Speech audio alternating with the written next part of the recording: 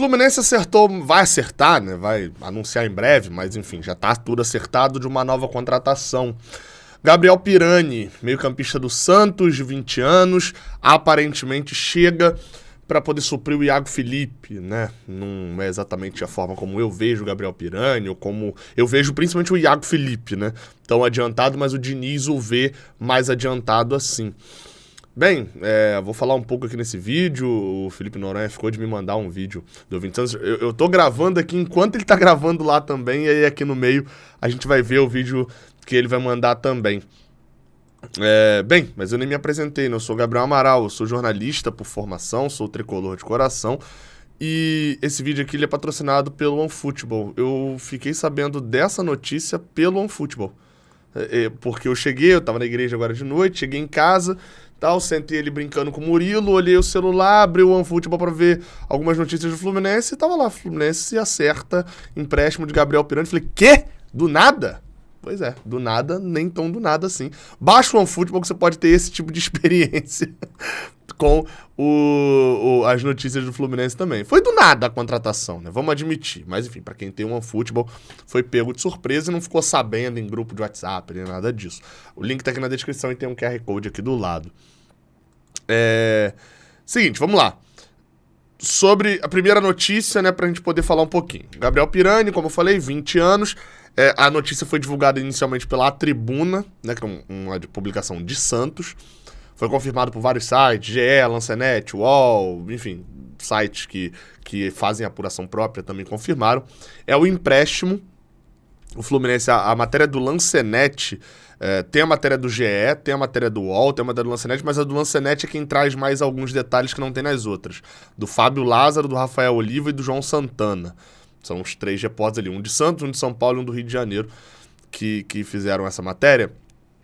E traz alguns detalhes que é, por exemplo, é um empréstimo. O Fluminense vai pagar 100% dos salários do Gabriel Pirani. Não devem ser muito altos, né? Um jogador de 20 anos, né? Poucos contratos ali renovados. 2 milhões de dólares de opção de compra. O empréstimo até o final do ano, se o Fluminense decidir comprá-lo, 2 milhões de dólares, se ele pagar, Gabriel Pirani é do Fluminense. Para um jogador de 20 anos é um bom valor. Vamos considerar aqui, e vocês vão...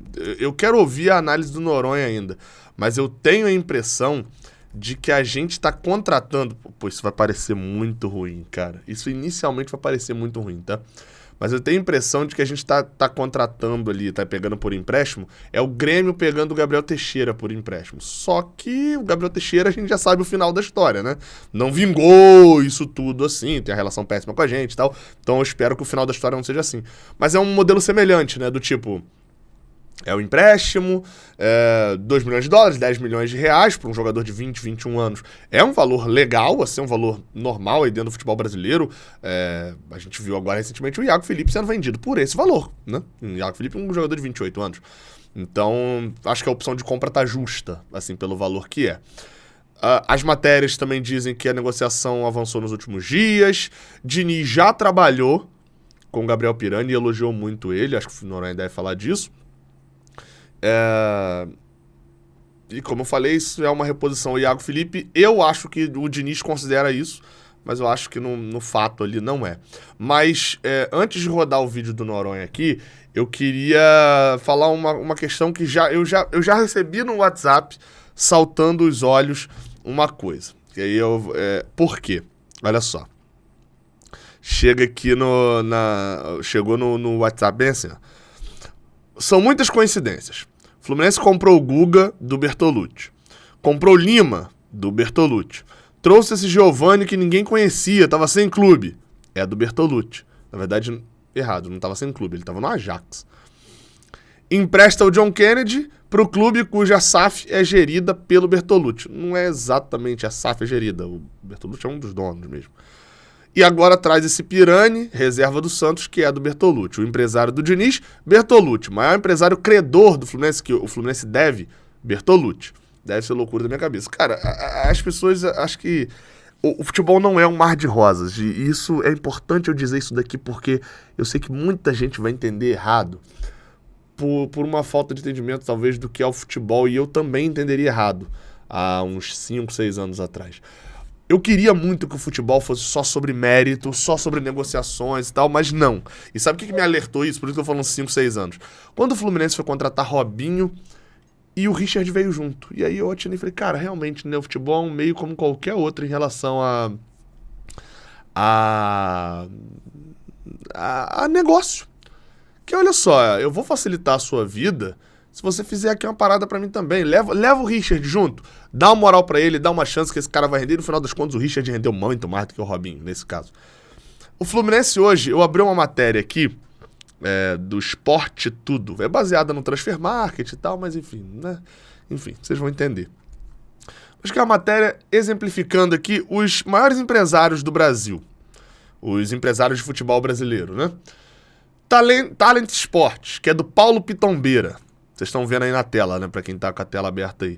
Paulo Pitombeira, esse empresário aqui não negocia mais no Fluminense. Tentou fazer leilão na questão do Ricardo Goulart, o Mário Bittencourt se estressou. Esse daqui não vai negociar mais com o Fluminense.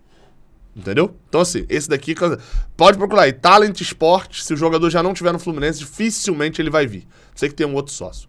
Carlos Leite. Se você for no Corinthians e perguntar sobre Carlos Leite é empresário do André, por exemplo.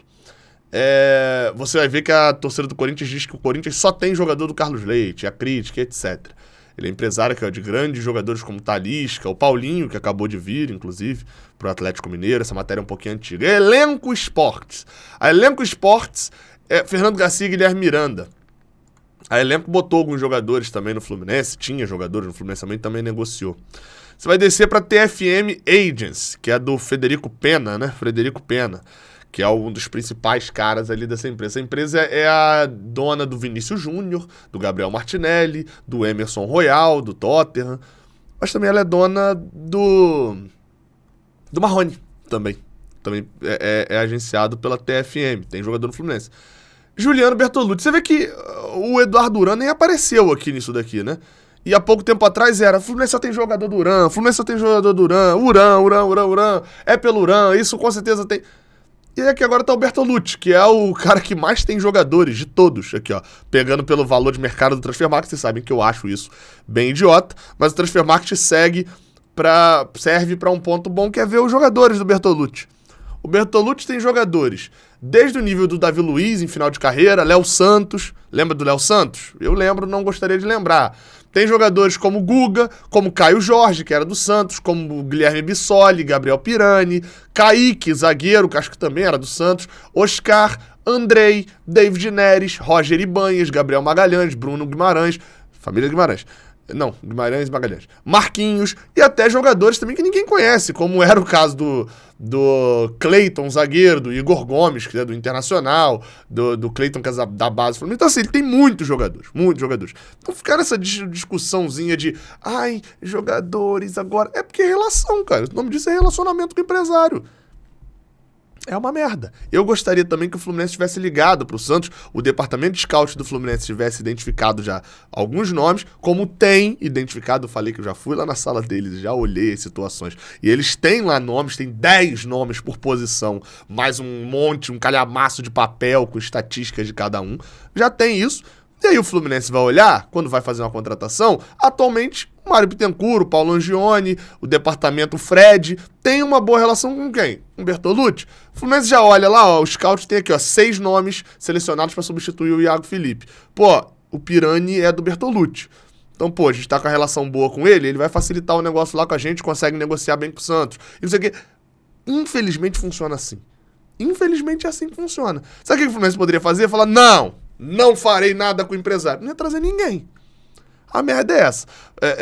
Aí é por isso que eu tô fazendo questão de falar disso daqui antes de a gente ir pro Pirani, que é o que a gente vai agora já. Que é tipo assim, cara, a gente vai ficar na inocência mesmo? Quem me assiste não vai ficar na inocência, não, cara. De achar que o futebol é um mar de rosas, que todo... Não. Quem me assiste não vai ficar, não. Relacionamento, empresário. É assim que funciona. É um empresário. É ele querendo o melhor dele e é o Fluminense querendo o melhor dele.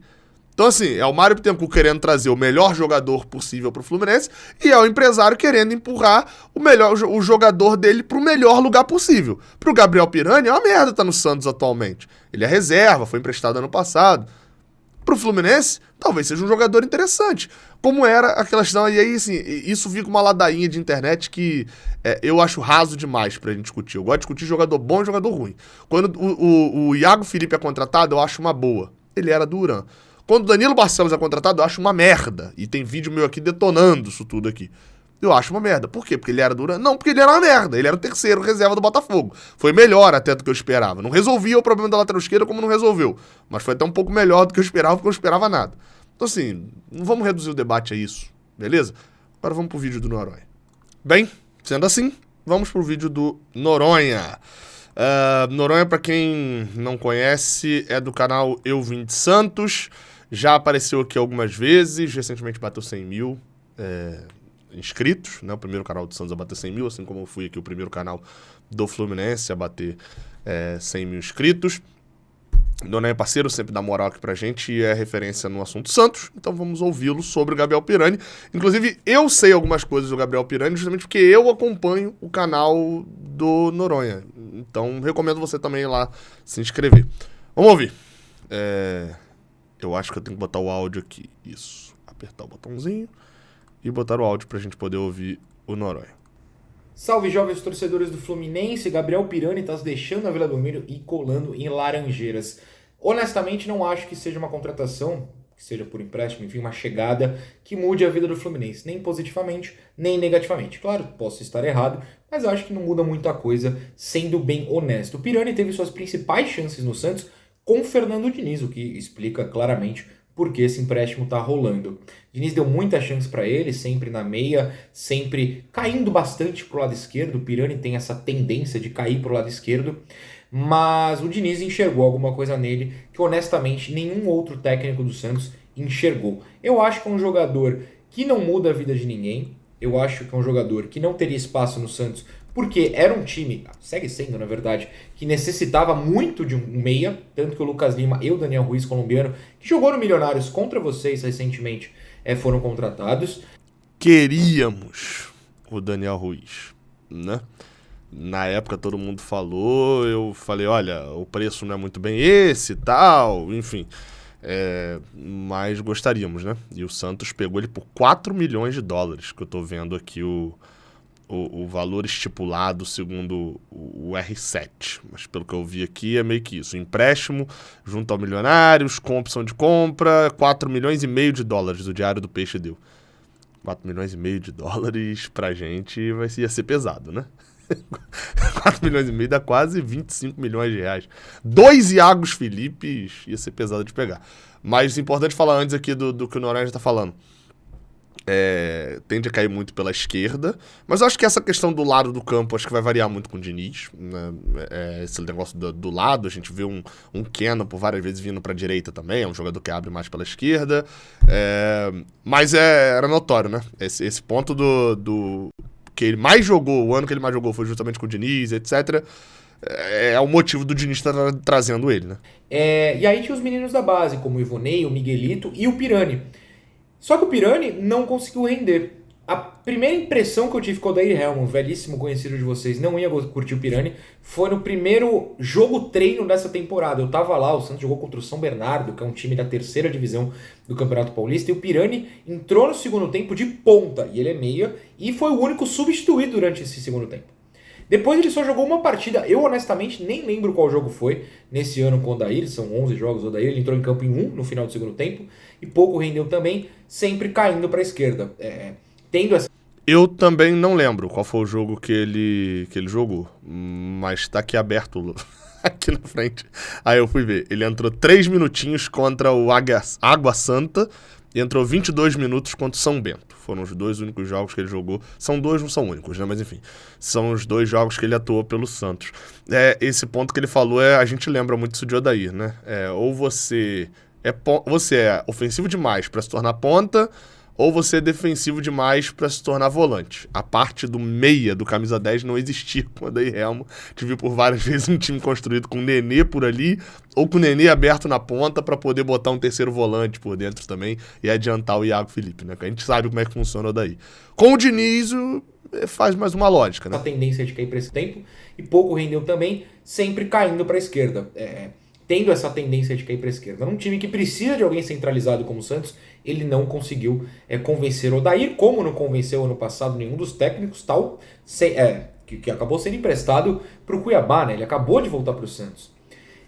Eu acho que para ele é muito importante. No Santos ele não ia jogar mesmo, não conseguiu se consolidar, e talvez com o Diniz, que eu tenho certeza que vai insistir bastante nele, consiga essa evolução que eu espero há bastante tempo.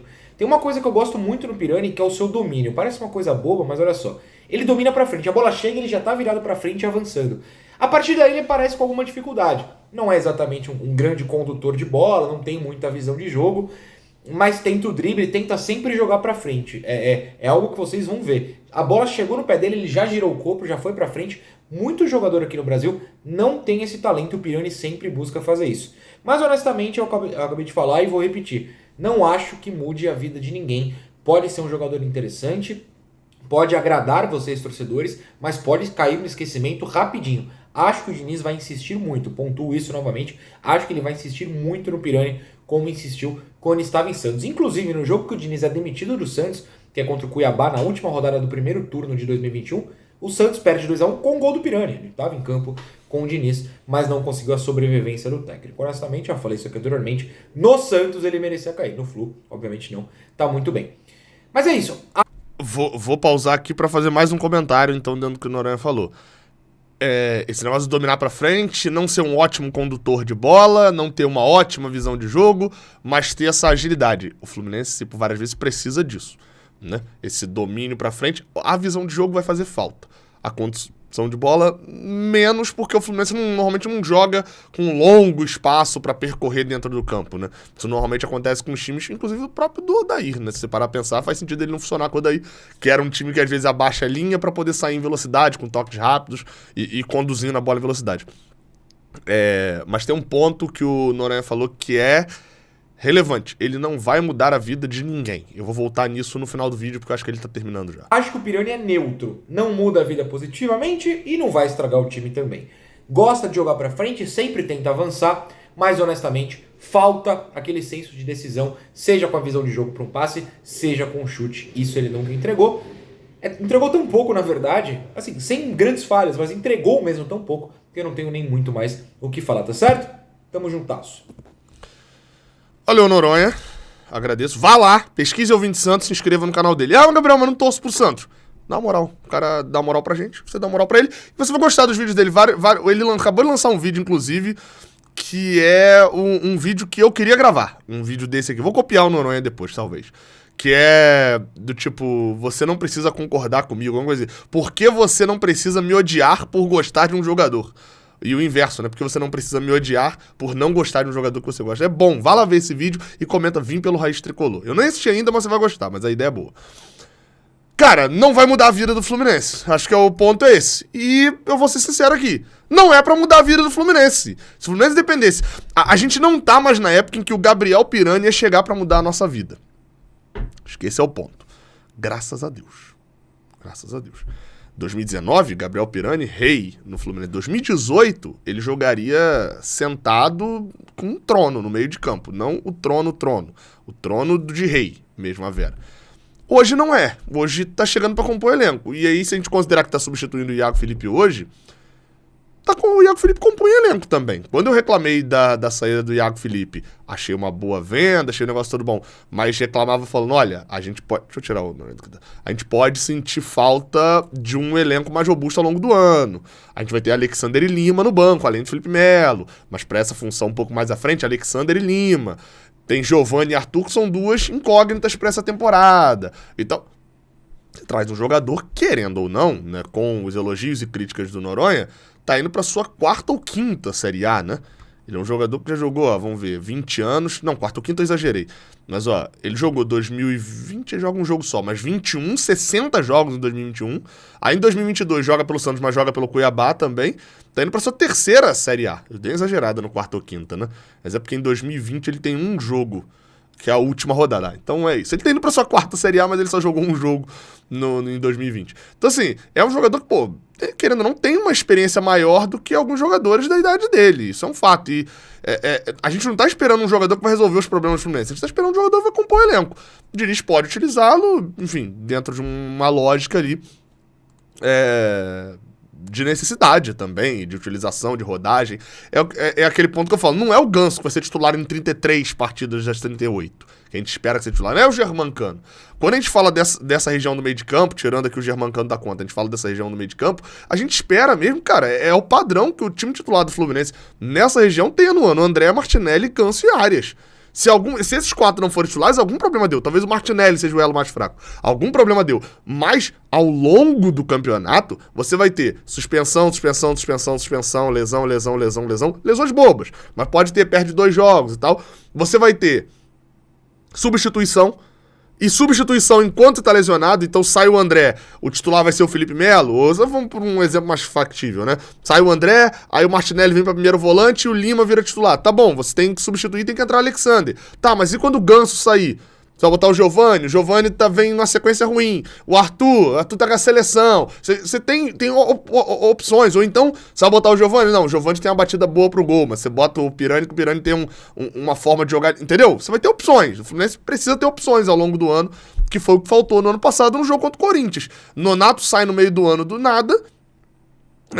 A gente perde André por suspensão. O Fluminense entrou em parafuso. Foi jogar com o Wellington lá na Arena Corinthians, enfim, um problema gigantesco. Então, acho que é uma reposição pro Iago Felipe, é uma incógnita, mas vamos lembrar assim, é uma reposição à altura do Iago Felipe? Hoje, claro que não, o Iago Felipe tá acostumado com o Fluminense. Hoje, entre Gabriel Piano e Iago Felipe, hoje, pra jogar, eu escolheria o Iago. Só que em um a gente vai ganhar, uma venda de 10 milhões de reais, que a gente sai com 6 milhões de reais, se eu não tô enganado. Um é uma venda de 6 milhões de reais, o outro é um empréstimo que a gente só paga o salário. Então, assim, a reposição tá sendo feita da mesma forma que Iago Felipe foi uma reposição também lá em 2020 para outro jogador. Achei interessante a visão de contratação. Eu gostava do Pirani. O Pirani já chegou a ser especulado no Fluminense, acho que há um ano e pouco atrás. Eu gostava um pouco mais dele nessa época, inclusive. Mas vamos ver como é que vai ser. Não é uma certeza, é o que o Noronha falou. Não é uma certeza e também não vai ser nem ótimo, nem horrível. Espero que ele esteja certo. Se cumprir bem o papel, jogar 15 partidinhas do Brasileirão, ali algumas entrando no segundo tempo, pra mim já tá ok. Tamo junto, até a próxima. Vai. E não vai ter raio-x, né? Do Gabriel Pirani. Já foi meio que tô mudando um pouco, né? Essa forma do raio-x dava muito trabalho, era impossível, tanto que eu não fiz o de Keno. Eu queria muito fazer, tinha opinião do Santa Cruz, opinião de vários times, eu não consegui botar no ar. Enfim, mas assim eu consigo botar no ar. Tamo junto, até a próxima, valeu.